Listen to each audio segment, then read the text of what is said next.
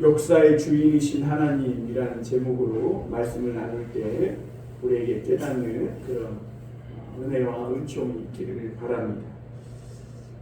사람이 하나님과 소통하며 사는 것이 매우 중요합니다. 아브라함은 이 소돔과 고모라가 유황불로 멸망할 것을 알았습니다. 왜냐하면 하나님께서 알려주셨기 때문에, 그러니까 하나님과 소통하고 있는 것이죠. 그래서 아브라함은 그 소돔 땅에 살고 있는 자기 조카 롯과 그 가족들을, 그리고 그 땅을 위해 기도할 때 롯은 그것을 믿고 이 딸들은 구원을 받았어요. 그러나 그것을 믿지 않은 이 가족들과 사람들은 멸망당한 것을 우리가 알 수 있습니다. 그러니까 우리가 하나님과 소통하고, 그래서 하나님의 말씀을 알았다면 나만 살고 잘 되는 게 아니라 남도 살리고 남도 잘 되게 하는 그런 축복의 사람이 될 수 있다는 겁니다. 그러니까 축복의 사람이 되는 키는 하나님과 소통하는 사람이 되는 겁니다. 근데 그게 쉽지 않죠. 인간은 세상에서 수수께끼와 같은 많은 이 문제를 안고 살아갑니다. 그런데 그 문제의 해답이 어디 있느냐? 하나님의 말씀 안에 있어요. 어느 날 이 애굽 왕이 바로인데 아주 이상한 그런 꿈을 꾸고 마음이 너무 번민하고 고민스러웠습니다. 왜냐하면 그 꿈이 너무 범상치 않아서 그냥 지나칠 수 없는 그런 꿈이었어요. 그래서 이 바로는 애굽에 아주 똑똑하고 점술가라고 할 수 있는 이런 술사와 박사들을 다 모아놓고 그 꿈에 대해서 이야기했지만 아무도 그 꿈을 해석하는 사람이 없었습니다. 그런데 하나님은 앞으로 닥쳐올 그 위기에서 이 요셉과 요셉의 가족뿐만이 아니라 그 애굽 사람들을 살리시기 위해서 하나님의 사람을 준비시켜 놓으셨는데 그 사람이 바로 요셉입니다. 하나님은 이 요셉을 인생 밑바닥까지 떨어지게 해서 거기서 고난받게 하셨어요. 그리고 그 고난과 그 연단의 그 과정이 뭐 하는 것이냐?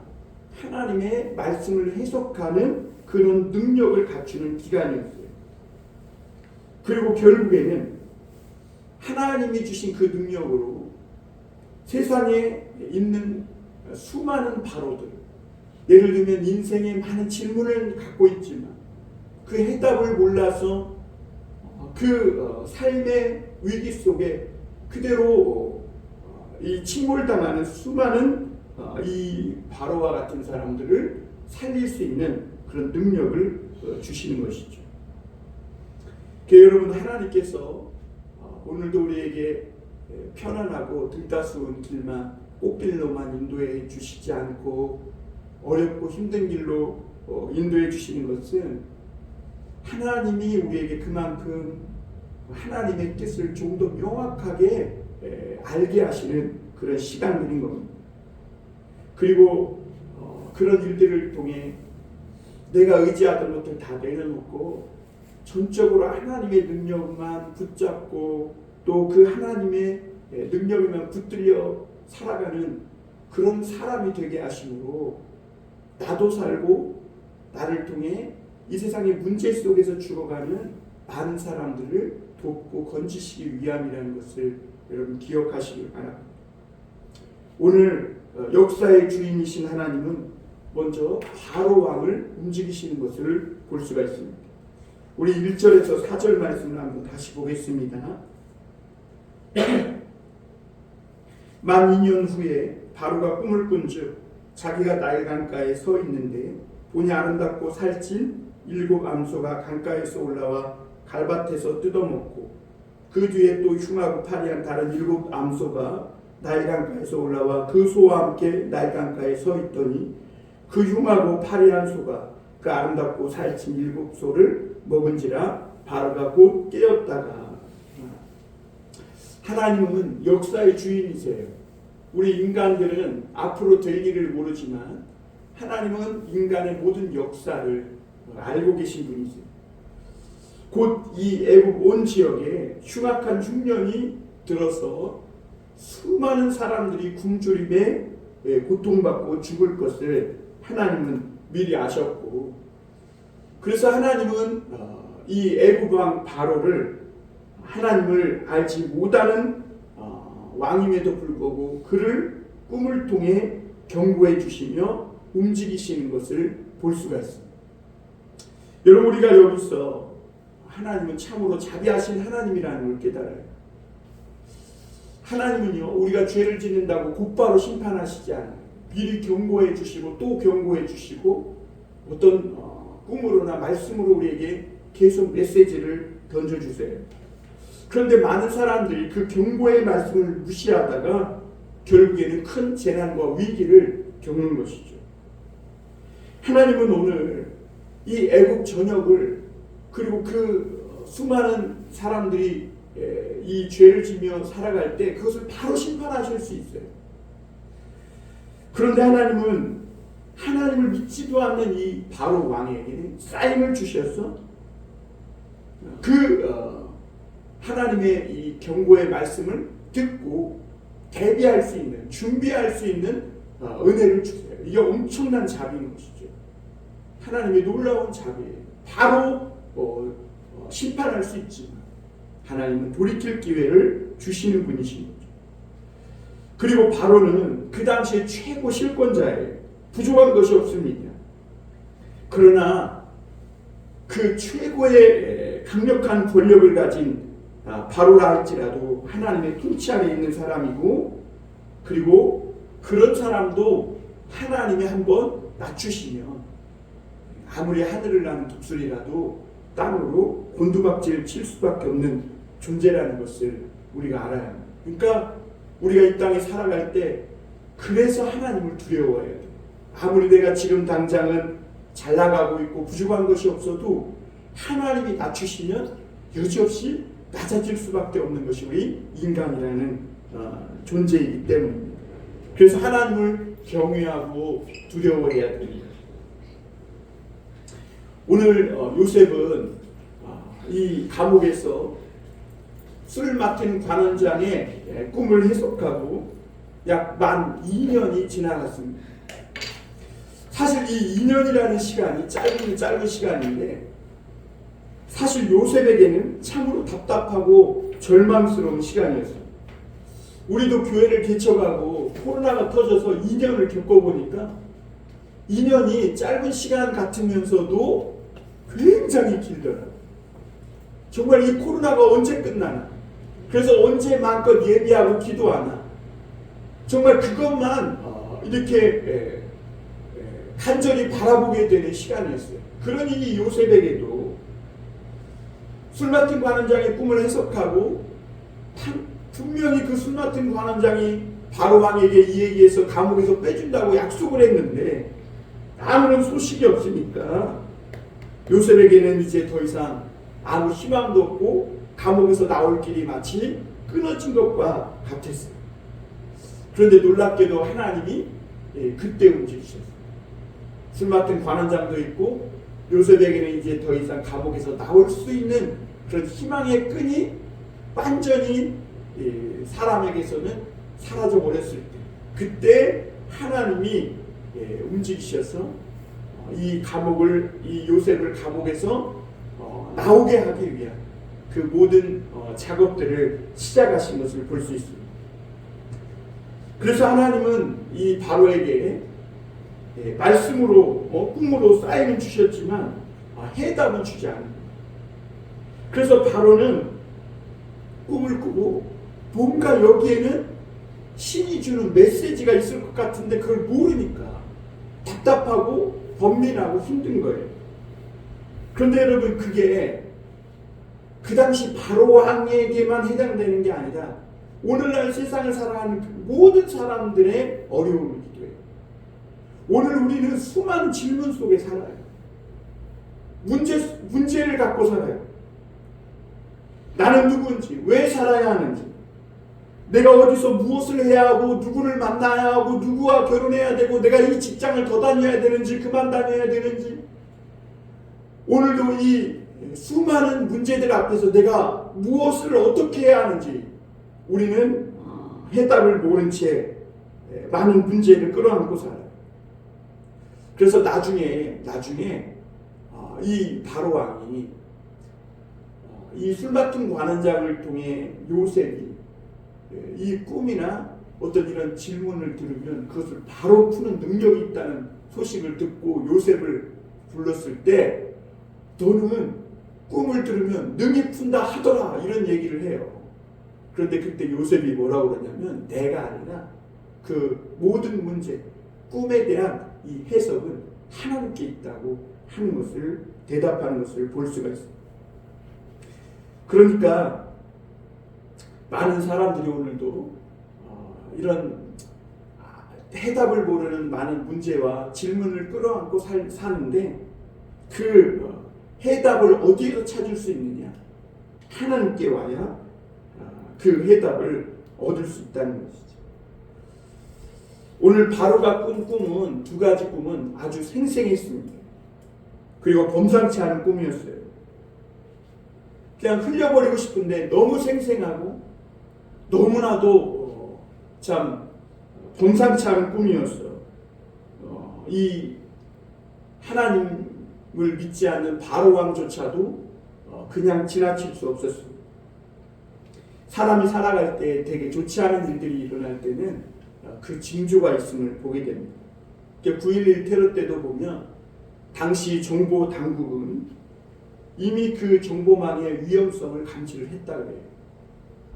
그런데 이 정보 당국이 그 감시망에 감지된 위험의 경고를 무시했을 때 결국엔 그게 설마했던 것이 설마가 아니라 실제로 일어났고, 미국 이 맨하튼에 있는 무역센터가 그냥 이 테러 단체에 의해 무너지는 엄청난, 수많은 사람이 죽고 엄청난 재난을 겪게 된 거죠.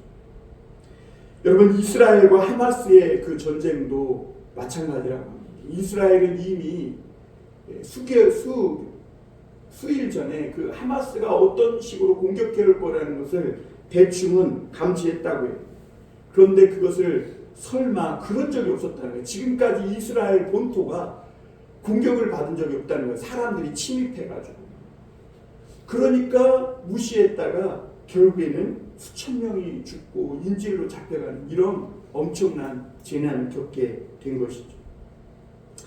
여러분, 하나님은 오늘도요, 수많은 사람들에게 말씀을 통해 또는 여러 가지 일들을 통해 양심의 경고음이 울리게 하셨어요.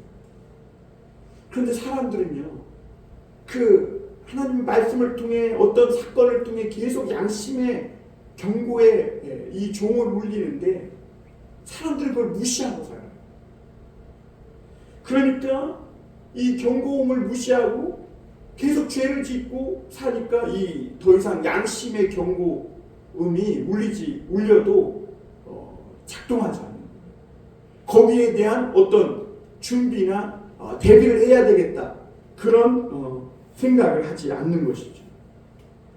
여러분, 우리가 이 시대 속에 살아가면서 많은 문제를 안고 사는데요, 그 문제에 대한 해답을 얻기 위해서는요, 하나님의 말씀을 잘 분별해야 되는데, 하나님의 뜻과 말씀을 잘 분별하는 길이 뭐냐? 하나님의 말씀에 대한 민감한 양심을 가져야 돼요. 그러니까 이 양심의 필터가 깨끗해야 되는 거예요. 그래서 하나님의 경고음이 아주 세미하게 울릴 때라도 마치 하는 비명을 지를 정도로, 그래서 양심에 민감한 그런 사람이 되어야 하는 것이죠. 오늘 하나님은 그런 바로왕을 움직여서라도 하나님의 역사를 이루어 가시는 것을 볼 수가 있습니다. 두 번째로 우리가 생각해 볼 것은 하나님의 이 메시지를 담은 꿈에 대한 바로왕의 태도가 어떠했느냐 하는 거죠.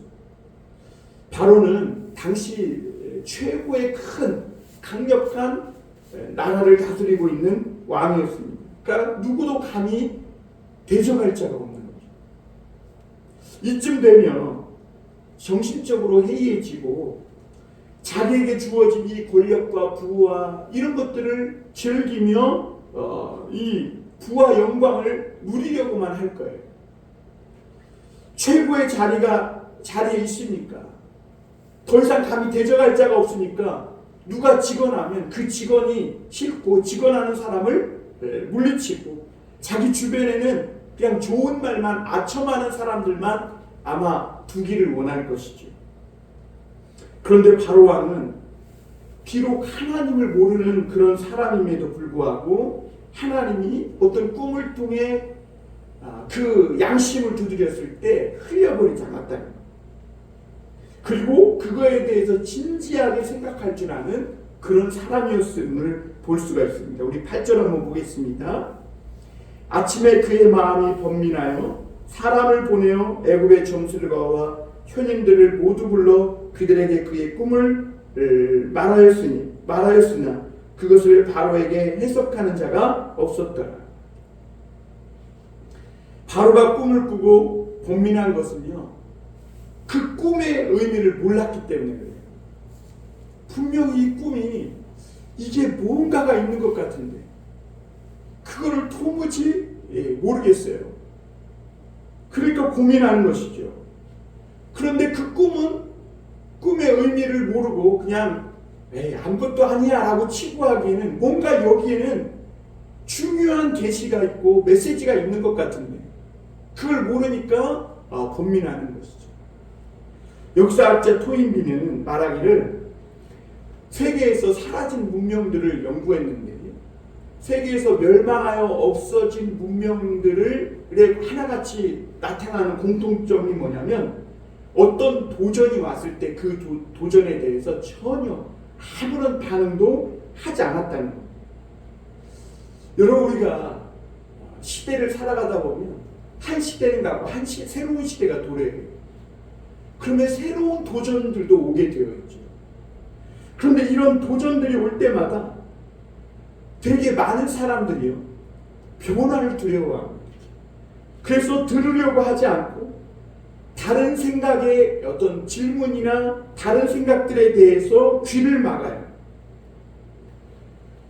그리고 어떤 문제에 대해서 다가오는 어떤 새로운 시대의 도전에 대해서 정면으로 대면하고 정면으로 맞서는 것을 두려워합니다. 그리고 기존에 해왔던 방식대로 낡고 투박한 시대 뒤떨어진 방식으로 밀어붙이려고만 해요. 그런데 여러분, 그렇게 되면 어떻게 되냐면 결국 그 시대와 함께 시대의 물결 속에 휩쓸려서 삼켜버릴 수밖에 없어요. 그래서 새로운 시대에 불어닥치는 이런 새로운 도전들에 대해 살아남으려면, 거슬러 올라가려면 유연한 생각을 가지고 어떤 문제나 도전이 닥쳤을 때 그것을 진지하게 생각해 볼 줄 아는 사람이 되어야 되는 거예요. 바로는 자기의 마음과 양심을 짓누르는 이런 꿈을 진지하게 고민했습니다. 비록 최고의 통치자고 최고 권력을 누리고 있지만 이거 한낱 그냥 개꿈이야 라고, 또 별것 아닌 일이야 라고 양심을 그냥 경고음을 무시하고 없는 일로 치부하려고 하지 않고 그 도전에 대한 의미와 그 꿈의 어떤 뜻을 찾으려고 고민하는 것을 볼 수가 있어요. 그래서 고민한 것이죠. 그래서 여러분, 오늘 바로가 취한 자세를 보면요, 왕들은 날마다 해야 할 일정들이 있어요. 근데 그런 모든 바쁜 일정들을 취소하고 애굽의 현임들과 그런 박사들을 불러서 자기가 꾼 꿈을 말하고 그 꿈의 의미가 무언지를 알고 문제를 해결하려고 한 것을 볼 수가 있습니다. 왜냐하면 당장은 아니지만 나일강은 그 애굽 왕의 젖줄, 생명의 젖줄과 같은 강이거든요. 그런데 자기가 거기서 이렇게 서서 보니까 살찐소 7이 올라오고 나중에 막 흉하고 파리한 7소가 올라오는데 그게 잡아먹어버린 거예요, 살찐소를. 그리고 또 똑같은 비슷한 꿈을 꿨는데 아름답고 무성한 7가지 이삭이 났는데 그 뒤에 마치 동풍에 파리하고 마른 것 같은 7가지가 이삭이 나오더니 그걸 잡아먹고 마치 그렇게 먹고도 먹은 것 같지 않은 여전히 파리하고 흉악한 모습을 한 이런 꿈을 꾼 거예요. 그러니까 그런 꿈을 꾸고 자기가 이걸 그냥 놔두면 반드시 나와 우리나라에 큰일이 생기겠다.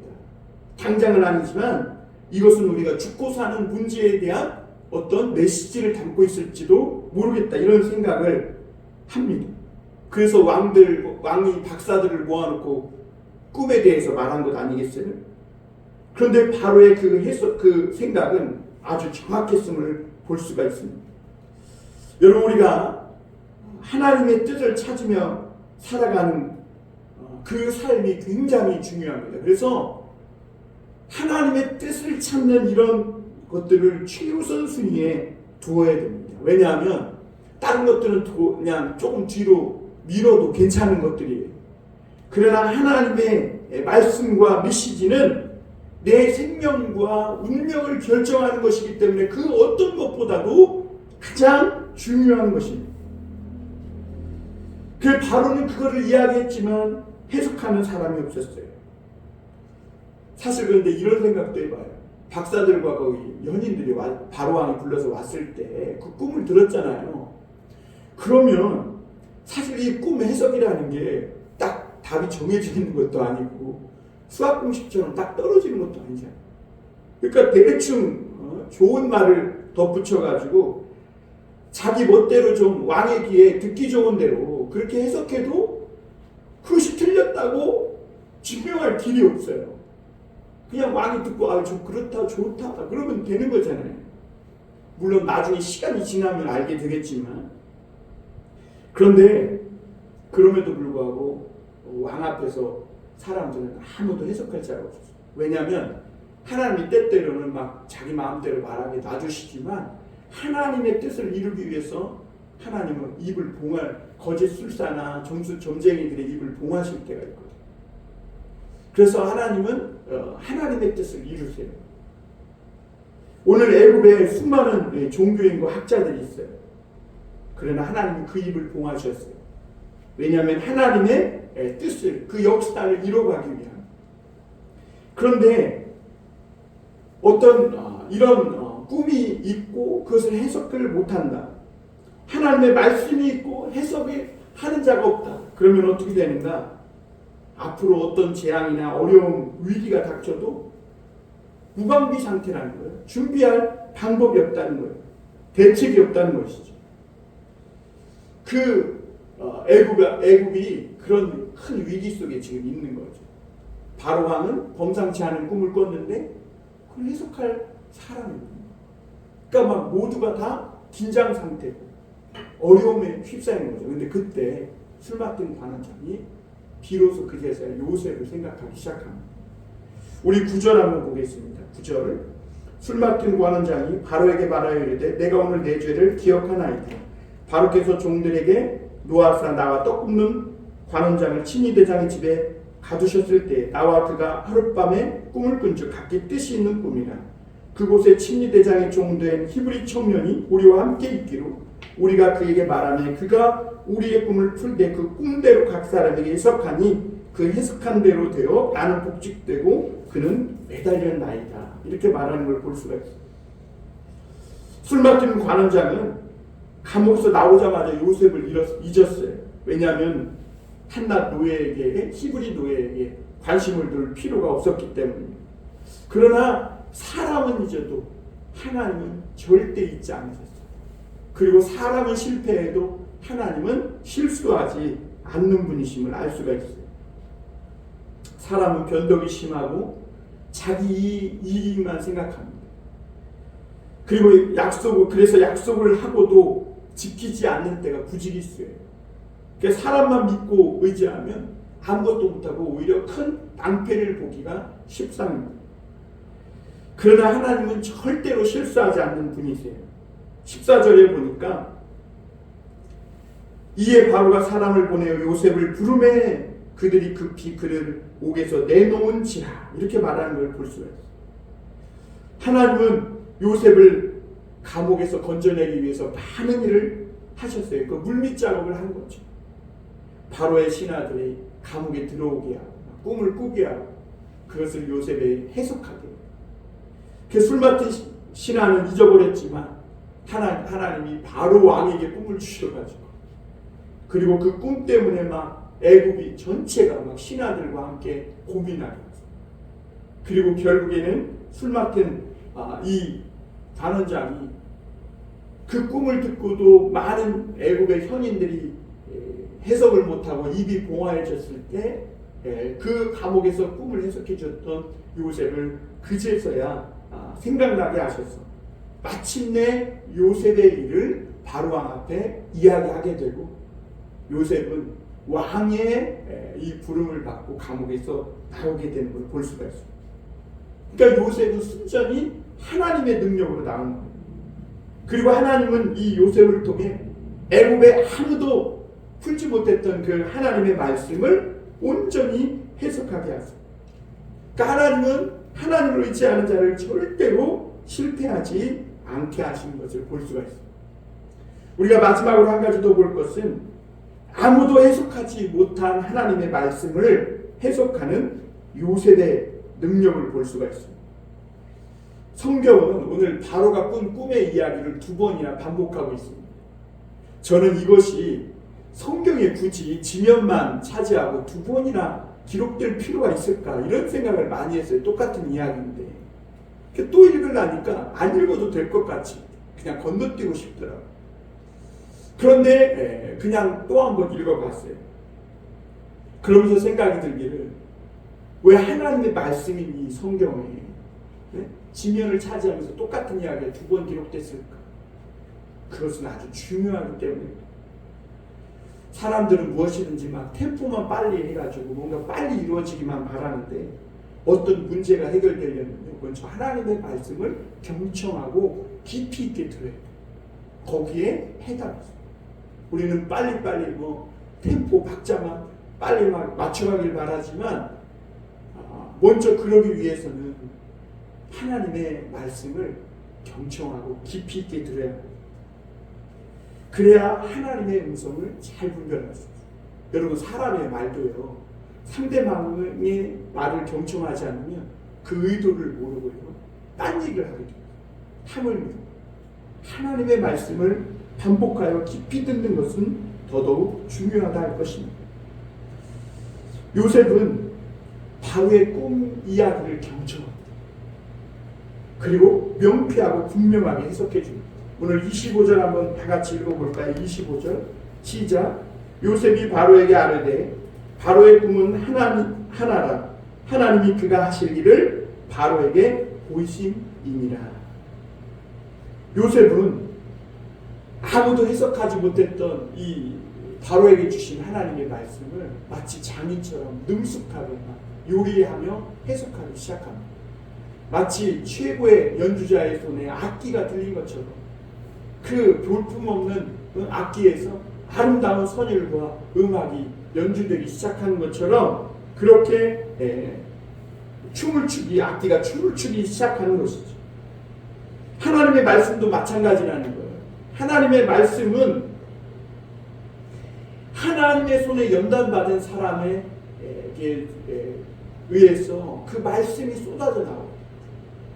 하나님은 요셉을 왜 이렇게 연단시켰나? 그게 하나님의 말씀을 해석하는 능력을 주시기 위함입니다.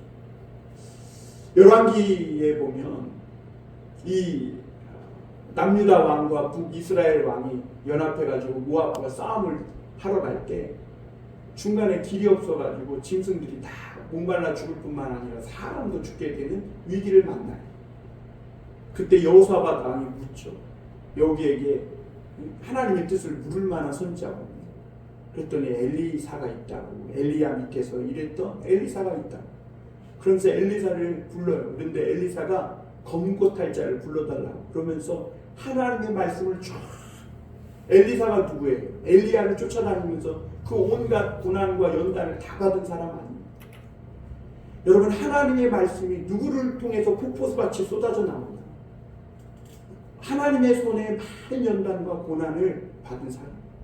그에게 하나님의 말씀이 들려졌을 때 아름다운 하나님의 마음과 뜻이 담긴 정말 피레기의 빛과 같이 막 하나님의 메시지가 해석되고 쏟아져 나오는 것이죠.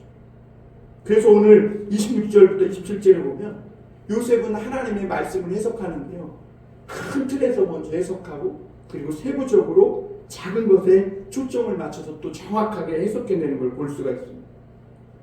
28절부터 32절에 보면 요셉의 해석이 나오는데 간단 명료합니다. 그냥 7이라는 숫자에 맞춰요. 7암소, 살찐 7암소, 흉하고 파리한 7암소, 무성한 7가지, 빼짝 마른 7가지. 이것은 7년이라는 그런 흉년과 풍년을 상징하는 것이라고 이렇게 말해요. 그래서 놀라운 것은 7년 대 풍년이 아무리 풍년이어도 그 후에 있는 7년 대 흉년이 앞에 있는 풍년 7년을 다 잡아먹고도 남는다는 거예요. 그리고 같은 꿈을 2번 꿨다는 것은 이런 일이 2번 반복된다는 게 아니라 하나님이 이 일을 속히 반드시 이루시기로 작정했다는 뜻이라고 해석을 합니다. 요셉은 꿈을 해석하면서 애굽의 사람들처럼 막 신비주의적으로 접근하려고 하거나 막 그러려고 하지 않았어요. 사람들이 되게 이런 위기를 만나면, 어려움을 만나면 자주 빠지는 것이 현실에서 도피하려고 한다는 거예요. 그런데 오히려 이런 위기를 만날수록 자꾸 신비주의 뭐 이런 쪽으로 빠지면 안 돼요. 막 점쟁이를 찾아가고 뭐 어디서 은사를 준다느니 막 이런 데 찾아가면 안 됩니다. 오히려 그럴수록 더욱더 그 어려움을 통해 이성적인 사고를 할 줄 알아야 된다는 거. 그리고 또 어떤 사람은 자기 생각이나 어떤 경험을 가지고 그걸 덧붙여서 해결하려고 해요. 그런데 여러분 그러면 안 돼요. 자기 경험이나 어떤 자기 생각이 아니라 하나님의 말씀 속에서 그 안에서 하나님의 메시지가 뭔지를 찾는 그런 훈련을 해야 되는 거죠. 오늘날 가장 하나님이 필요하는 사람이 어떤 사람인가? 새로운 시대에 새로운 도전에 맞서서 하나님이 주신 이 경고의 말씀을 이 해석하고 그걸 해결하는 능력을 찾아내는 사람이라는 거죠. 그런데 많은 사람들이 같은 성경을 보면서도 자기가 듣고 싶은 말씀, 자기가 좋아하는 말씀만 들으려고 해요. 분명히 파리한 암소에 대한 이야기도 있고 마른 이삭에 대한 이야기도 있어요. 그런데 많은 사람들이 이런 말씀을 무시하고 살찐 암소, 아름답고 무성한 이 이삭에 대한 이야기만 들으려고 해요. 그러나 요셉의 해석은 분명했습니다. 바로의 모든 것을 앞에 올 7년 풍년에다 맞춰서는 안 된다는 거예요. 그러면 뒤에 오는 7년 대흉년에 다 죽고 만다는 거예요. 많은 사람이 왜 굶어 죽냐? 앞에 풍년 7년에 길들여져 있었어요. 지금 너무나 좋은 때니까 뒤에 닥쳐올 고난은 잊은 채 여기에만 매달려 살다 보니까 거기에 길들여져서 뒤에 오는 7년 흉년을 적응하지 못하고 이겨내지 못하는 것이죠. 요셉의 해석의 풍년은 요셉의 해석은 앞에 있는 풍년 7년은 유혹이라는 거예요. 유혹. 우리를 교만하게 하고 우리를 게으르게 하고 우리를 해이해지게 하는 그런 시간이라는 거예요. 이때 이 풍년에 초점을 맞춰서 살면 뒤에 흉년의 시간에 심각한 문제를 겪게 된다는 거예요. 그래서 지금이라도 지혜로운 사람을 세워서 관리를 두고 뒤에 오는 이 흉년에 대한 대비책을 철저히 세워야 한다고 해석을 하는 걸 볼 수 있습니다. 왜냐하면 뒤에 오는 흉년이 아무리 지독하고 대단해도 대비만 하고 하나님의 말씀을 듣고 대비하고 준비만 하면 어떤 위기도 준비하고 헤쳐나갈 대비책이 있음을 오늘 요셉은 이야기해주고 있는 것이죠. 이러한 요셉의 해석이 바로와 신하들에게 큰 감동을 줬습니다. 바로와 이 신하들은 요셉의 해석을 듣고 지금까지 애국이 모든 것이 넉넉하다고 흥청망청 먹고 마시며 즐기던 그런 삶에 양심에 아마 비수를 찌르는 그런 느낌을 받았을 겁니다. 그리고 이 풍년은 우리 마음을 풀어지게 하고 교만하게 할 수 있으니 풍년이 왔을 때 7년 흉년을 대비하며 우리가 5분의 1을 거둬야 한다는 것에 동의를 합니다. 여러분, 우리가 살아가는 이 세상은 지금도 멸망을 향하여 갑니다. 2023년이 엊그저께 시작됐지만 또 끝나고 새로운 24년이 시작되죠. 세월은 흐르고 흘러서 오늘 이 시대에 살고 있는 모든 사람들이 다 죽음으로 떨어지게 할 것이고, 그럼에도 시간은 계속해서 많은 사람들의 생명을 잡아먹을 것입니다. 그런데 우리가 지금 풍성하다고, 지금 있다고 흥청망청 쓰고 즐기다 보면 정말 위기의 순간이 왔을 때, 심판의 시간이 왔을 때 길이 없다는 거예요.